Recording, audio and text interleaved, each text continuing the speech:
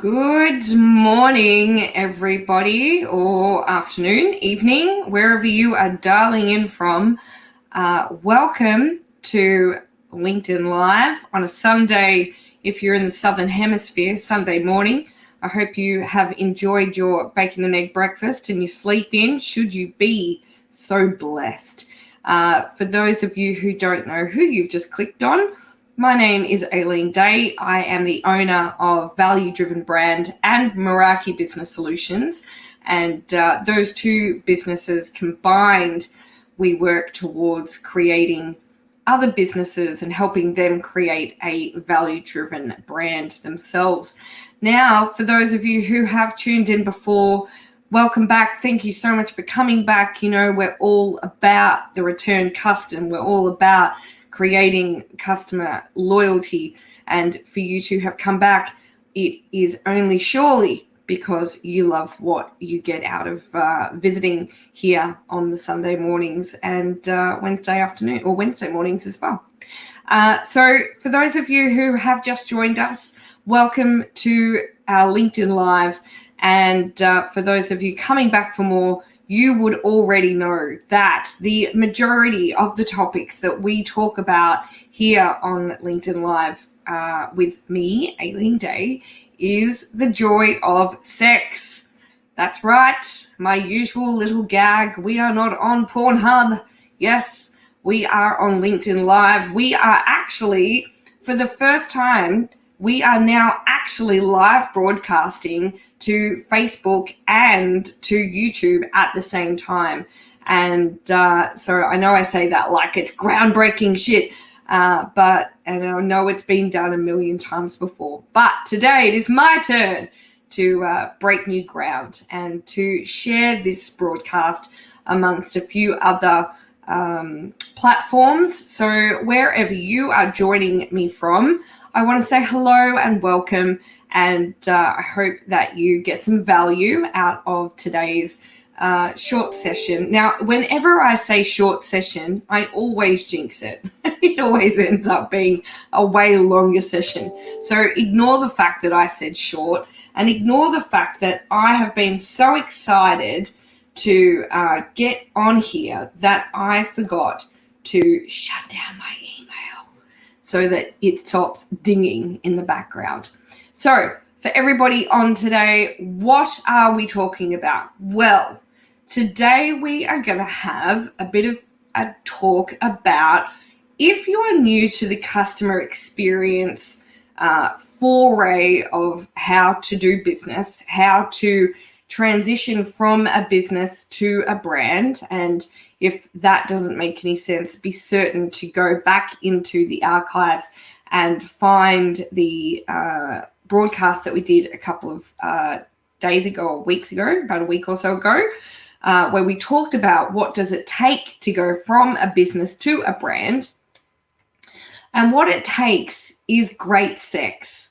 And for those of you who are just joining, and hello, I can see a few of you are online. What I am talking about is not sex, not sex. You know, it's great and all, but this is better. When you run a business, this is the sex you need. You need a customer, an employee, and a human experience. And when you have those things separately, they're good, right? They're good. They're pretty good. If you can take care of the customer experience, that's good. If you can take care of your employee experience, good. If you can create a unique human experience, good. Separately, those things are very good. But together, when you put them together, you get the joy of sex.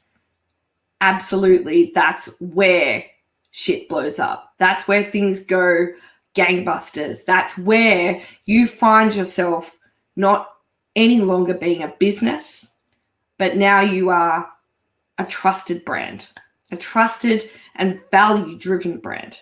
So what we're going to talk about today is the three things, not two, three things that you need to be taking care of in your business to make sure that you are working towards going from being a business to becoming a brand. And it does start with CX. It does start with your customer experience. Oh, hello, Mr. Spencer. Love a good threesome. So do I. Eat them for breakfast.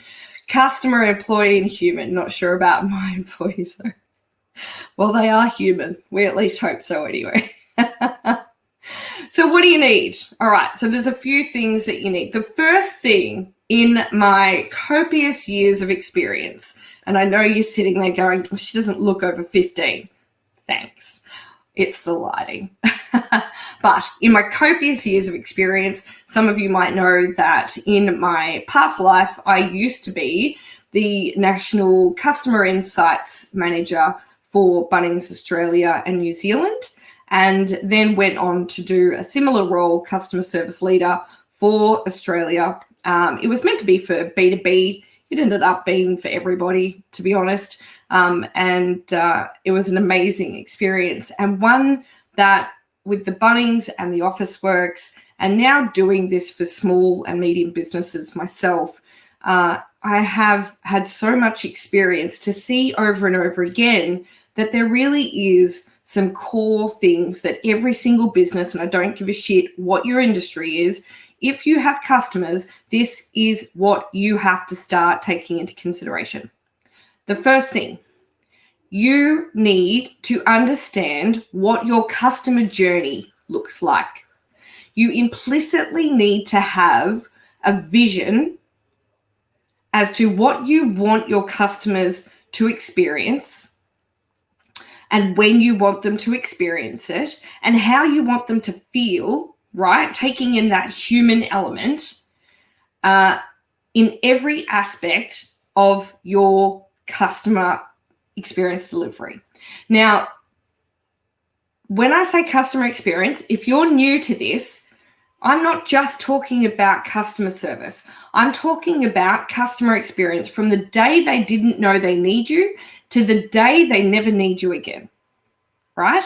So that is all encompassing. That takes into account the way you market, the way you talk to them, the way you treat them, the way that you make it easy or not for them to find you, to spend money with you. I mean, how many businesses have we experienced in our own personal lives as consumers where you just sit there and you're like, I just want to give you my money.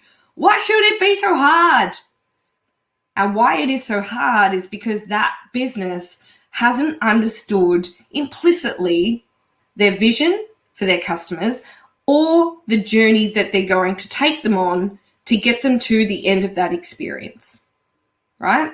And the end of that experience isn't just the end of when they come and purchase that thing from you or the end of when they, finish being your consulting client. The end is like the end forever until they throw out whatever it is they got from you and probably even past it. I use IKEA as a good example, right? People don't realize until they need a piece of furniture that they need a piece of furniture. IKEA does a very good job at trying to stay front of mind. So already the customer experience for IKEA and you started long before you were even aware of it. You go in, the shopping experience is unique, to say the least, and you buy the product. Now, the customer experience doesn't stop when you walk out the front door after getting your meatball sub of IKEA. It continues on. It continues on until you get that piece of furniture in your car successfully. It continues on till you get it home and you successfully get it put together. It continues on for the lifetime of that product. Because how many of us have purchased something and then gone, this piece of shit broke 10 minutes after I put it together?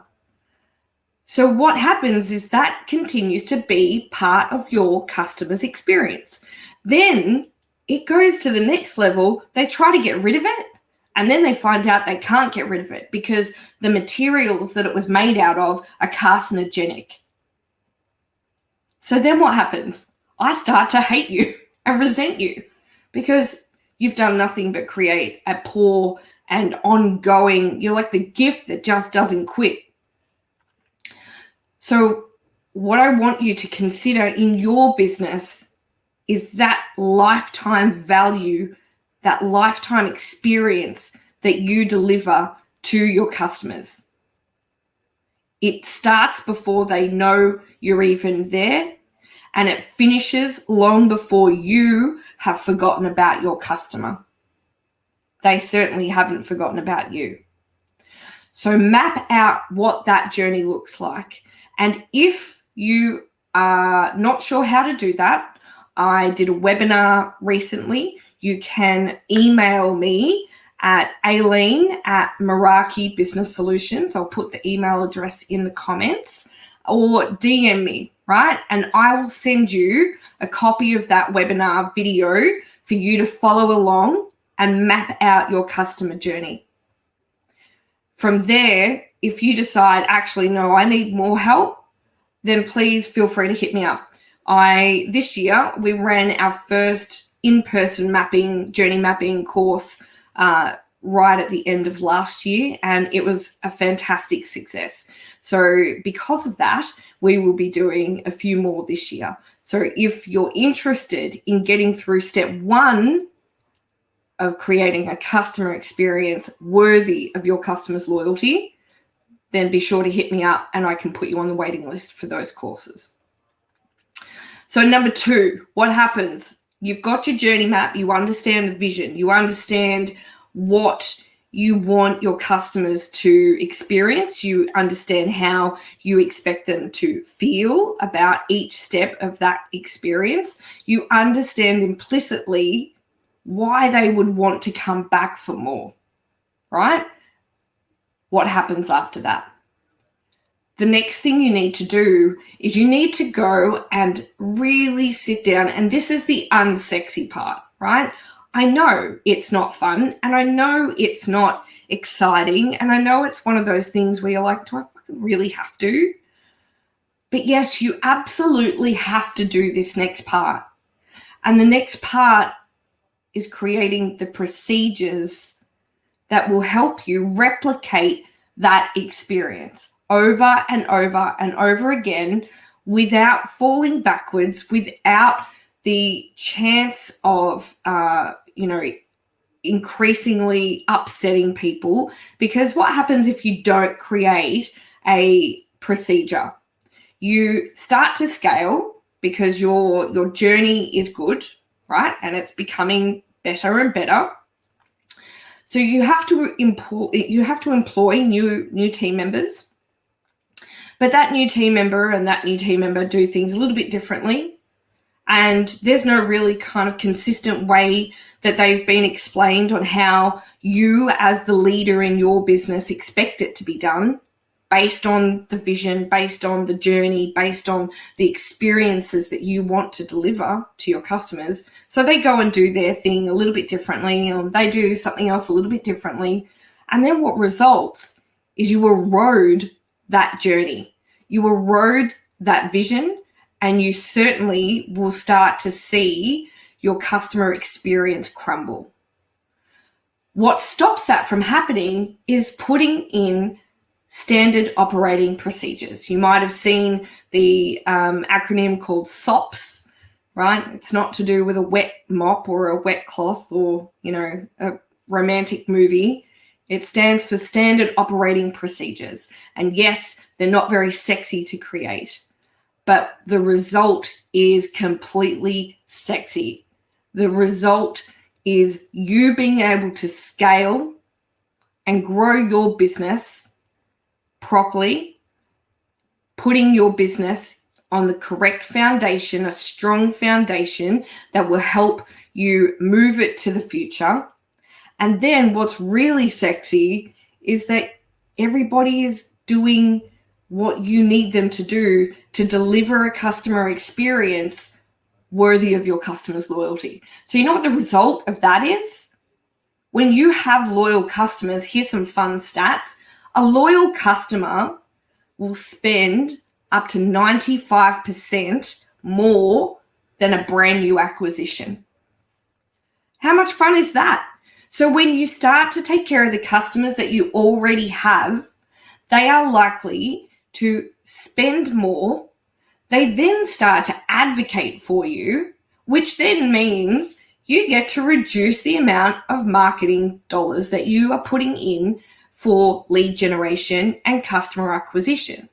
Now, I'm not saying that's not important, but what I am saying is that you don't have to spend as much because your customers start doing the marketing for you, because you are delivering a consistent and highly valued customer experience, right? That's the key.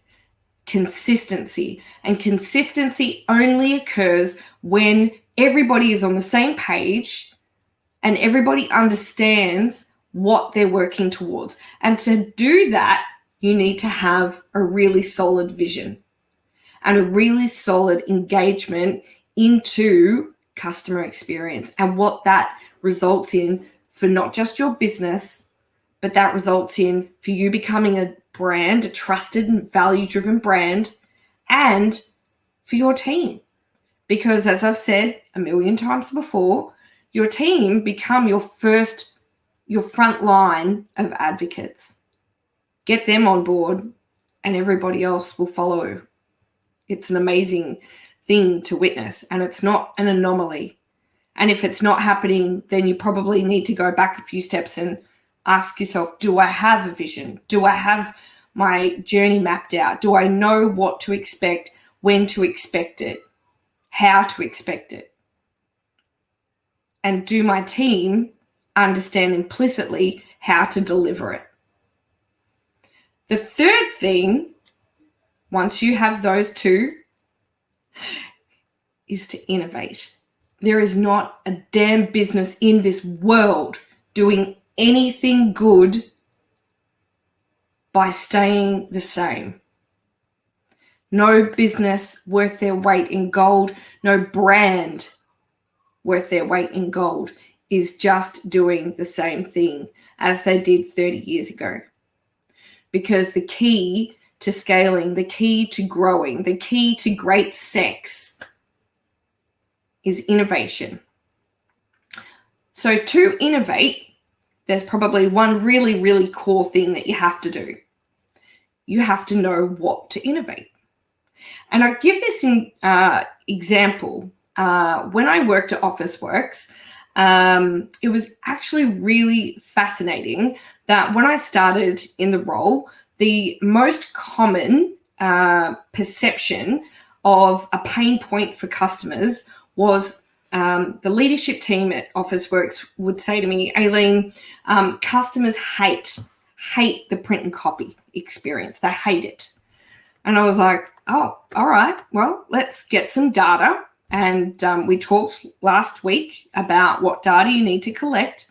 I said, okay, well, let's get some data and find out why that might be. What's going on for them? What's pissing them off? What can we innovate? The hilarious thing was that as much as print and copy actually wasn't a great experience, it didn't rank the highest in what actually upset customers. How phenomenal is that? So for all this time, the business, before I started, they didn't particularly have a voice of customer program. They didn't have a solid, consistent way to hear what their customers had to say. They had the feedback cards, but nothing happened with them, right? So that all changed. And when we started to listen to the customer, we started to learn that there were actually 10 other things that upset them way more than the print and copy experience. So imagine if that was your business and you had this assumption in your head that there was a part of your business that needed to be innovated, needed to be changed, but you actually didn't have the data to back that up. So you would go and spend your time, your effort, your money investing in an innovation that actually was viable, but there was potentially 10 more things before that that really hurt your customer experience more. And you might say, well, why would they have that perception? Why would they not already know about the other 10 things? And I'll tell you why.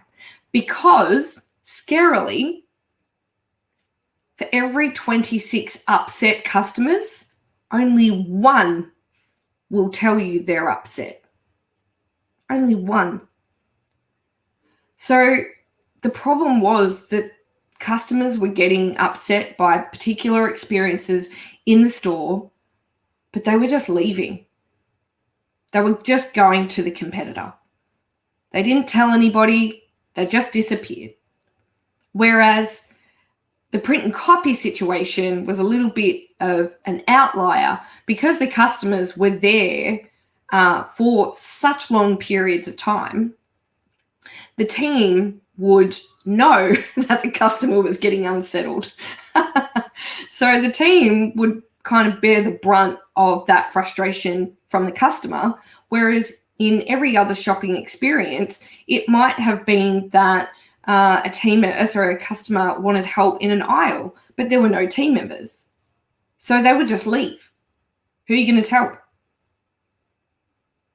So the result was that we needed to do some really good listening of our customers first before we went and innovated anything. And I would say exactly the same thing to you. Please don't run around with your head cut off because you don't have time.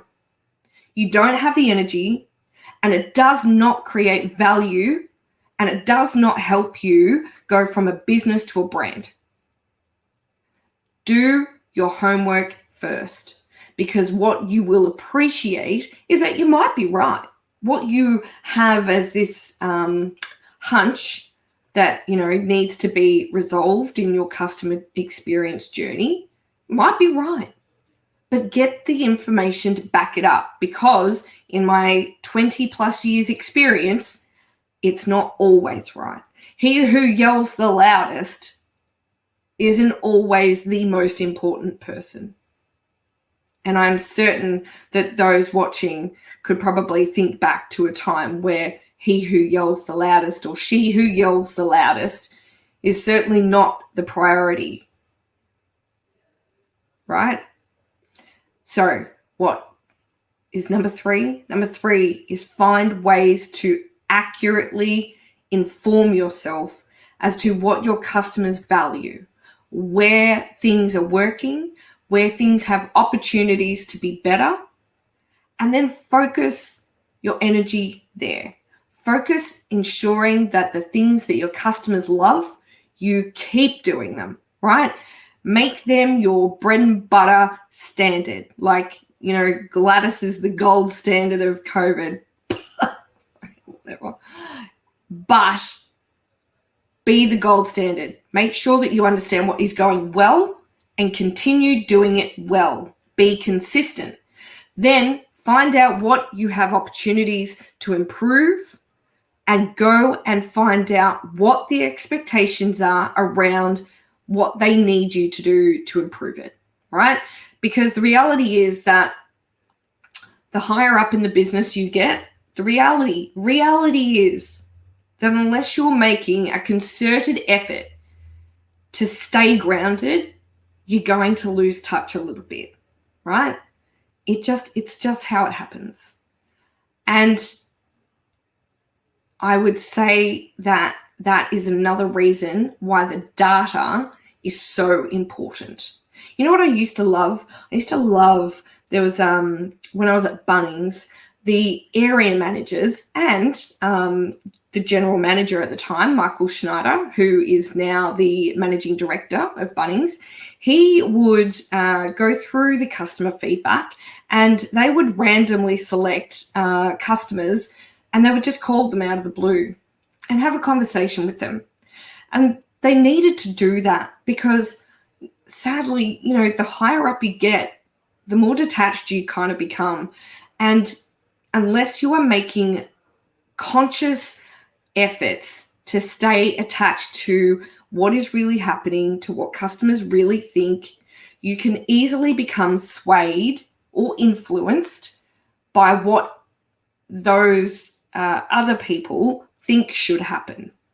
So the reality is that when we got that customer feedback, we didn't just say, okay, we need to fix customer service. We went back to those customers and we said, all right, what is it in your experience, what do you value from your customer service? What do you need? And they would say things like, oh, it'd be nice if someone just said hello. Oh, fancy that. Acknowledgement. We can do that. What else?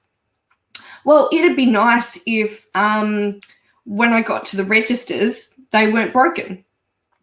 Yeah, absolutely agree. Didn't even know that was a problem. Thank you for the insight. What else? And so you would start to have a real person, human conversation to understand what your customer valued. Now, if we didn't have those insights, we could have just gone, all right, we need to fix these 5 things based on nothing, based on what we think is best. The reality is we're not the customer. We're not the one spending the money. So why would we think that we know best? Go back to the people who shop with you. Go back and find out what they value and then make changes appropriate to that. And I'm going to caveat this with, I worked for a builder, right? I consulted to a home builder for a period of time, and they did a great job, went back to the customers, talked to the customers. The reality was, though, that some of the things that the customers wanted were not viable for the business, right? And that's okay. But the reality is that doesn't mean that you don't have the conversation and you don't assess, is it viable? Is it something that we can change? If it's not something that you can change, I'm going to say this: change how you set up the expectation. Because 100% of the time they would say, Aileen, we can't do anything about this. Yes, you can. You can change the fact that that's what they expect. So be clear in your customer journey on that section of the experience, because clearly they come in with all of these expectations, but you can't live up to those expectations because you're predominantly a first home builder. You're not a luxury custom home builder like my other clients were, right? So set up the expectations. This is what you get when you work with us. If you want this, that is a completely different type of building experience. But that's not what you're paying for here. So think about how you communicate, how you set up those customer expectations, or how you manage those customer expectations, because that is part of your customer experience. So just because you can't change something doesn't mean that there's nothing to change, right? And once you start to hear your customers, once you start to innovate the way you do business, you start to transition into a trusted and value-driven brand. People start to rely on you. Humans start to know you. Your experiences that you deliver go far beyond just customer service. Your employees advocate for you. And what you are starting to do is trek that journey of customer experience to create great sex in your business, for your brand, for your future brand. And that's what I want for all of you. I want you to become a trusted and value-driven brand. And the first step is taking care of your customers and their experience. So, number 1, we're going to journey map our customer experience. We're going to know what they need from us, when they need it, and how they need it, and how it's going to result in them coming back for more, right? We don't want them to come back because it's convenient. We want them to come back because they have a visceral, like an internal fucking need to have you in their life. Like a good threesome. Right? Make them feel something good, preferably. Preferably good. Number 2, get your procedures done. If you need help, please contact me. I know they're not fun. I know they're boring. I know they're not very sexy. I know. But you will not have a trusted, value-driven brand without them, because everybody will be off on their own tangents, doing their own fucking thing, and you will not grow.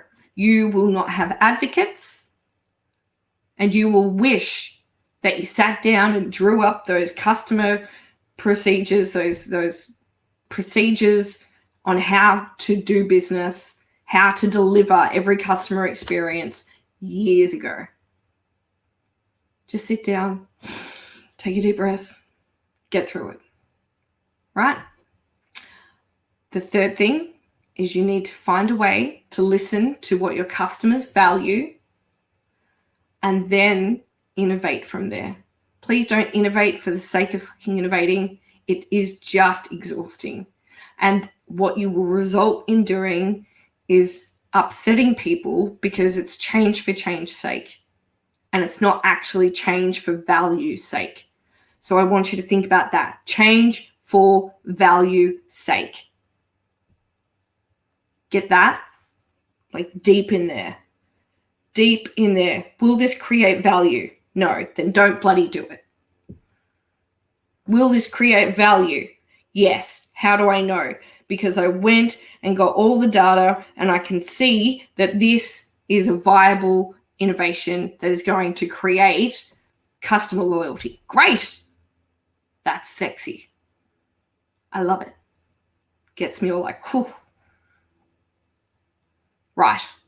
So those are the 3 things that are going to take you from a business to a trusted and value-driven brand.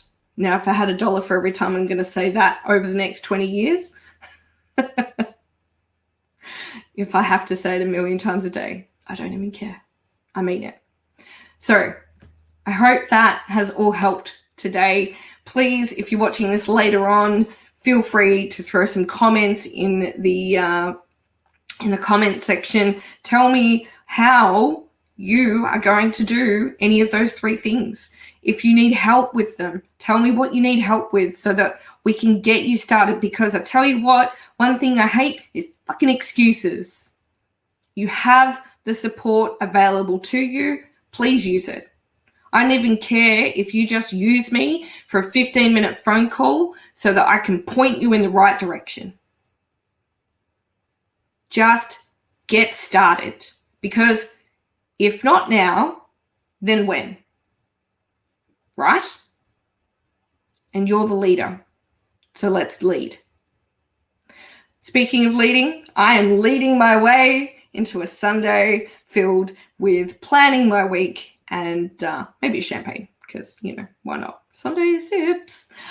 I hope you have had a insightful 30-odd minutes. For those of you who are new, welcome again. For those of you who are back for more, mwah, I love your work. And I will be back on Wednesday morning. So till then, I am Aileen Day. Get out, create value for somebody else in your life, because what goes around comes around. And until Wednesday, have a wonderful rest of your weekend, and we'll see you next week. Catch you later, guys.